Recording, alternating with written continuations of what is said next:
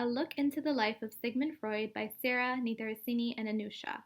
Sigmund Freud is one of the seminal thinkers who has left behind information that has contributed to creating a universe of meaning and perennial legacy.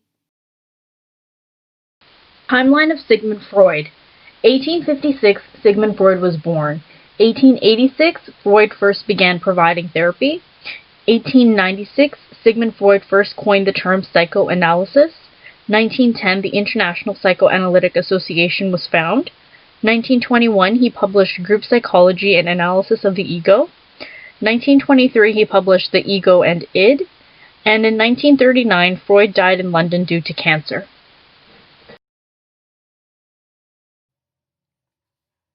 Sigmund Freud was one of the most influential scientists in the field of psychology.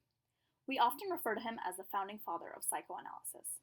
Many of his theories and ideas change how we think about the existing world today.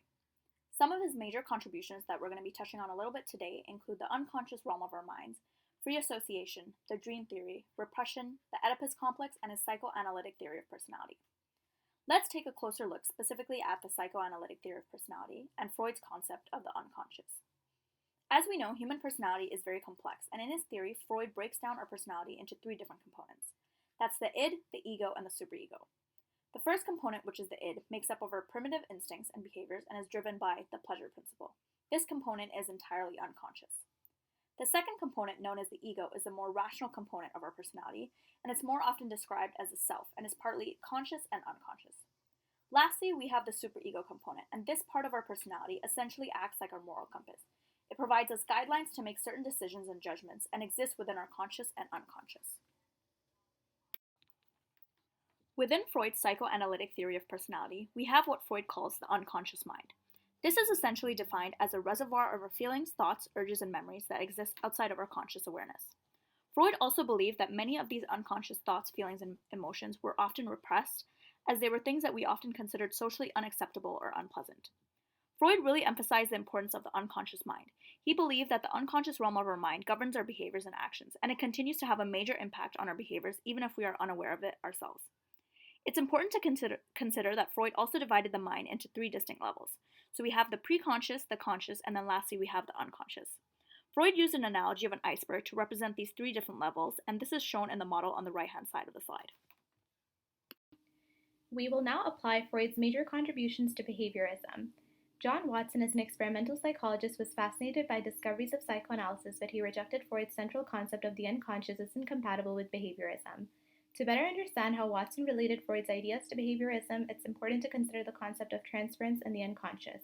Transference occurs within psychoanalytic theory when a client projects their feelings about a person encountered in their childhood onto their therapist. Such thoughts and feelings are formed on the basis of one's conscious and unconscious.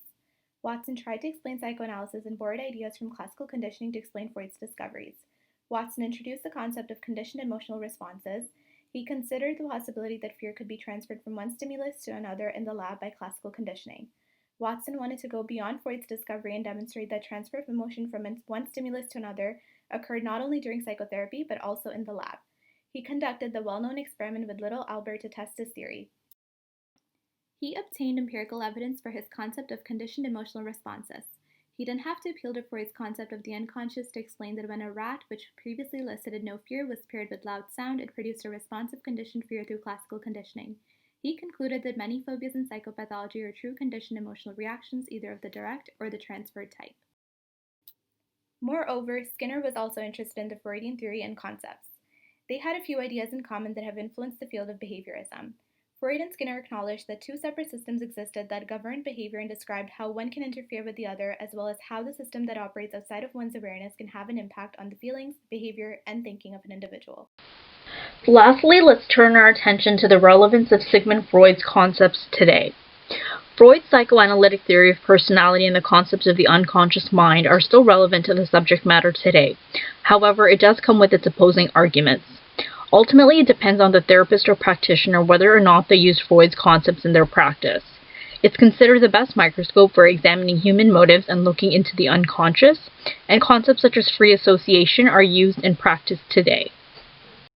However, his concepts are not equal in all schools of psychology. Although we must appreciate his contributions thus far, it's not really relevant in ABA because behavior analysts are concerned with observable and measurable behaviors. Criticisms are that Freud's theories overemphasize the unconscious mind and childhood experiences and are too embedded in sexuality to explain all social phenomena. In conclusion, Freud continues to have a lasting impact on the field of psychology in the 20th century. Thank you for listening to our presentation. We hope you gained some valuable information.